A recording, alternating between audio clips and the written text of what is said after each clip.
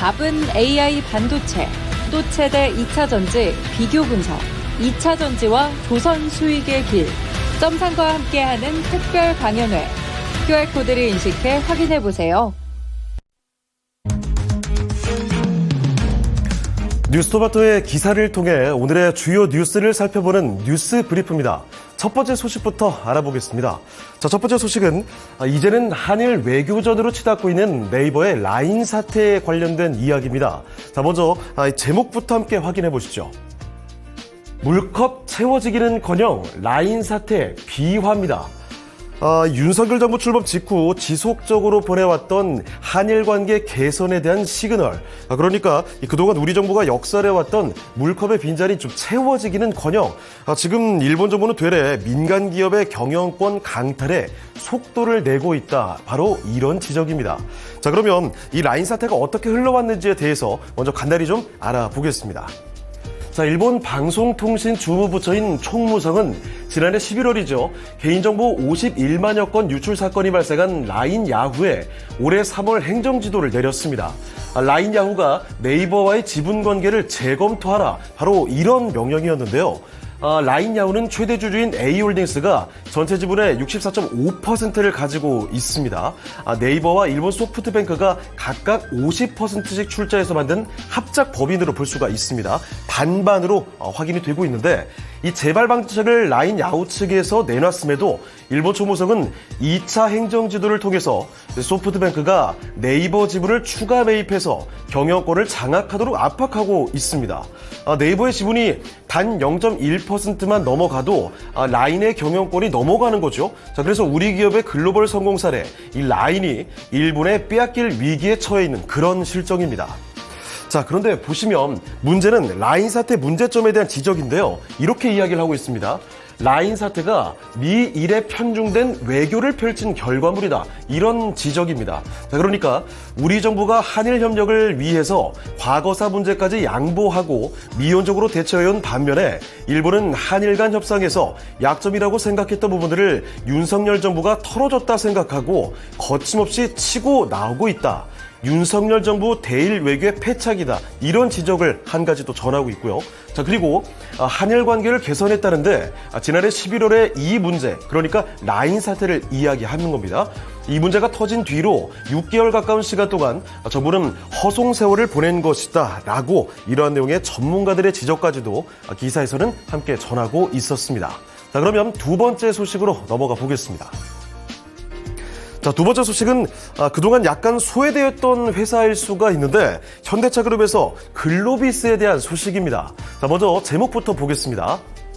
자, 현대차 지배구조 핵심 글로비스의 무차익 경영 지속입니다. 자, 그럼 자세한 기사 내용으로 들어가 보시죠.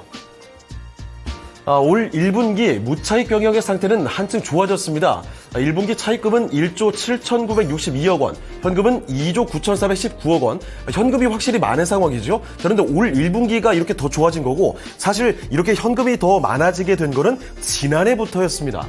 현대글로비스에 따르면 지난해 차입금은 2조 331억 원, 보유 현금이 2조 2,908억 원으로 현금이 더 많아지면서 사실상의 무차입 경영 상태, 지난해부터 전환이 됐습니다.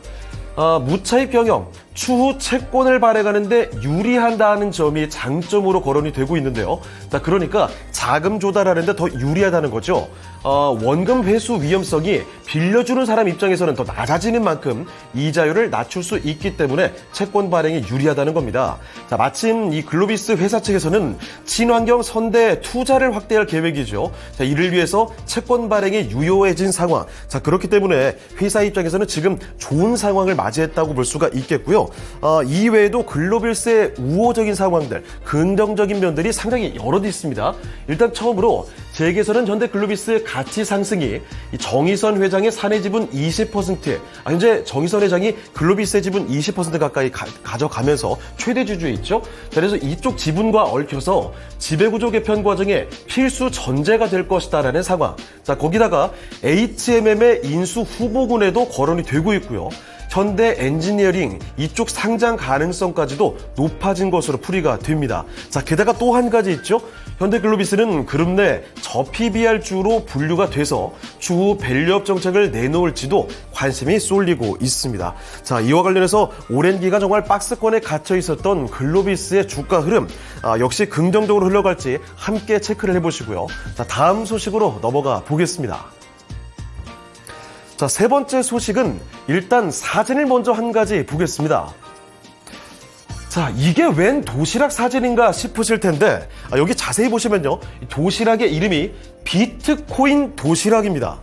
자, 이걸 지금 편의점에서 판매를 하고 있다는 건데 아마 여러분 머릿속에는 이 물음표가 가득 그려지실 겁니다. 자, 그러면 도대체 무슨 내용인지 기사 내용으로 들어가 보시죠.